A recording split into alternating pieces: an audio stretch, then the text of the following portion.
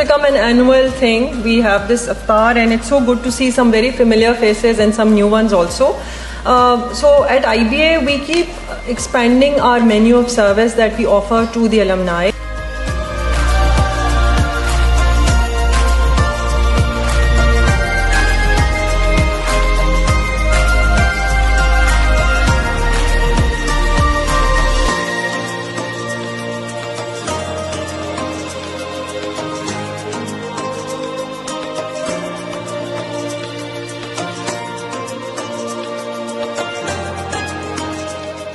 Let's come to Islamabad.